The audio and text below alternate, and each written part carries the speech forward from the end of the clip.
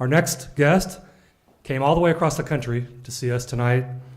He is a renowned lymphoma physician and researcher. He has an incredible background. I could list you his resume, but I'll just say he was with Memorial Sloan Kettering, which we all know is one of the top cancer hospitals in the world, and the University of Arizona. And he's now, correct, John, with Sylvester Comprehensive Cancer Center in Florida. It's an amazing team of cancer researchers and doctors. Dr. Jonathan Schatz.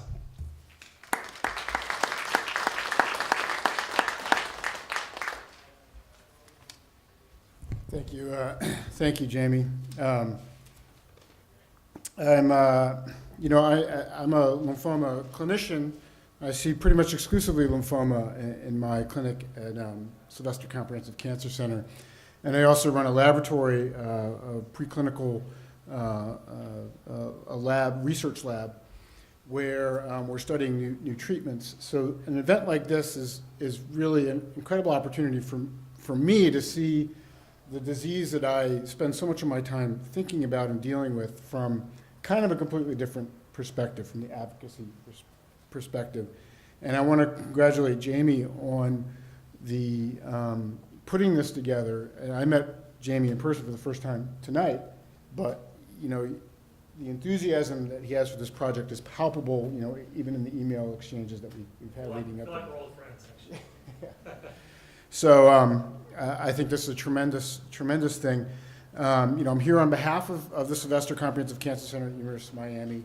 Our director, Steve Neimer, actually wanted to come to this event, but we are inaugurating our new university president this week, and so he's tied up with events surrounding that all week long. He asked me to come on his behalf and really express our institution's strong support for this project. When I first heard about this project, I was excited not just because I am a lymphoma clinician and researcher, but because there are some truly compelling reasons to focus on these diseases as a way to improve cancer mortality and the overall health of a population. When you talk about lymphoma, you're not talking about a disease, you're not even talking about 2 or 3 diseases, you're talking about at least 50 different diseases, actually. And if you want to count all the different subtypes and types that we see in the clinic, you can get up to around 80.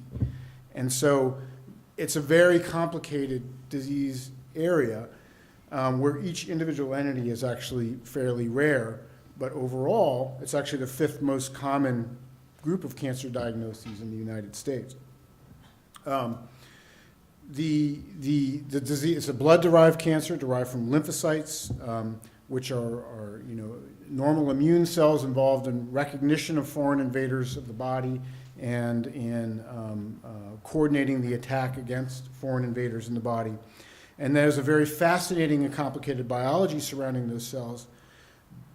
But there's also such a diversity of those cells from which lymphoma can arise. It leads to this incredible heterogeneity of the disease itself. And I think in terms of the challenges of this project as a public health project, the heterogeneity is really the big challenge.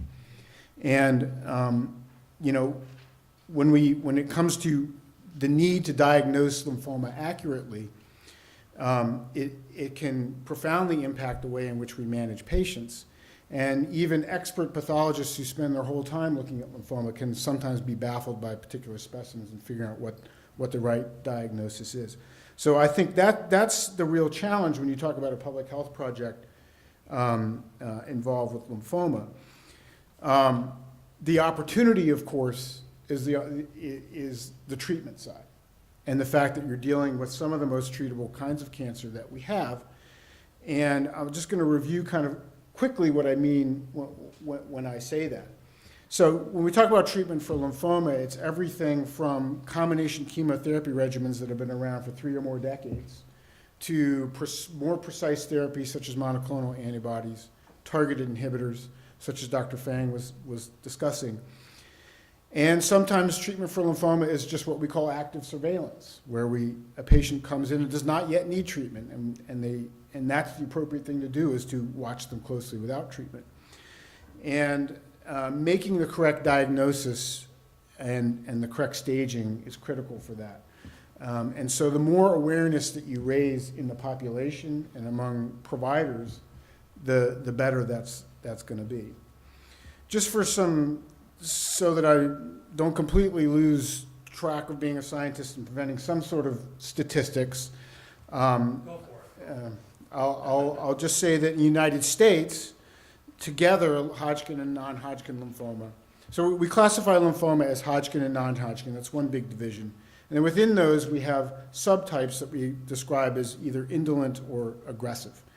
And if you group all of that together, the United States is about 81,000 diagnoses will be made according to annual statistics put out by the American Cancer Society. That makes it about, like I said, about the fifth most common sort of group of cancer diagnoses in this country. About 22,000 Americans will die from the disease annually. In China, a very recent report that actually just came out this month, sort of serendipitously for me as I was putting this together, in The Lancet, a comprehensive study of all-cause mortality in China that was funded by the Gates Foundation. Zhu and colleagues found that there was about 32,000 deaths in China from lymphoma in the year 2013.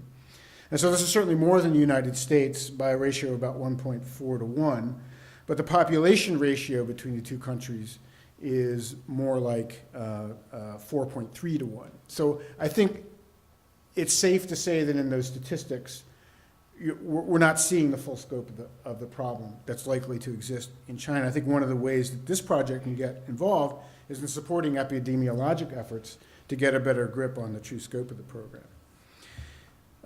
Like I said, it really matters because the recognition, accurate diagnosis, correct management of lymphoma can lead to amazing outcomes for patients.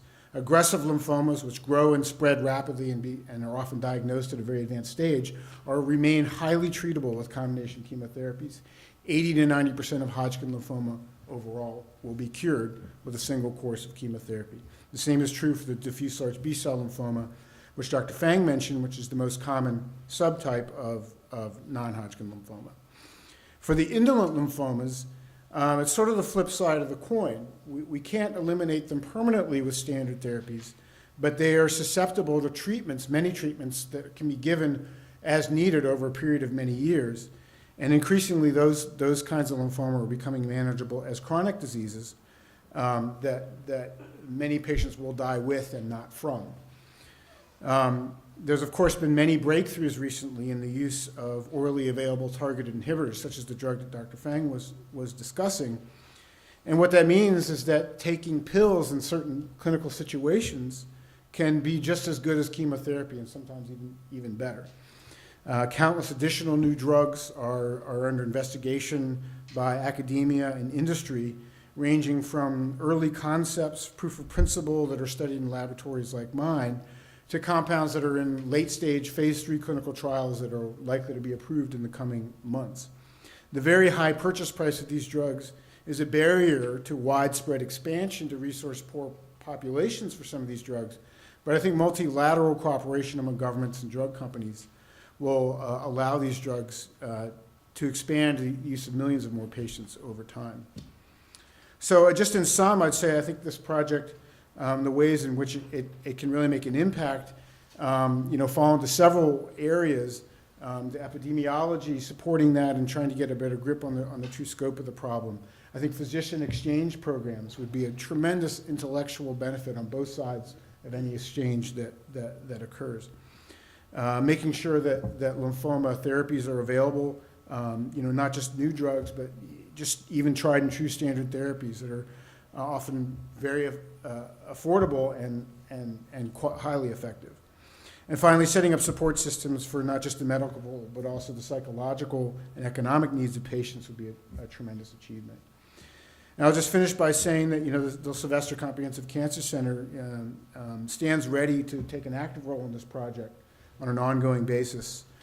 We have a multidisciplinary group of clinicians, researchers, support staff devoted to lymphoma, its pathogenesis, and taking care of patients. And our program leader, Dr. Isidore Losos, joins Dr. Neimer in extending unqualified support for this project. Thank you very much. Thanks, John, very much. Very insightful, and you made my night. I hope we can work together. That's terrific. I'm very excited about that. And it's great to meet you in person.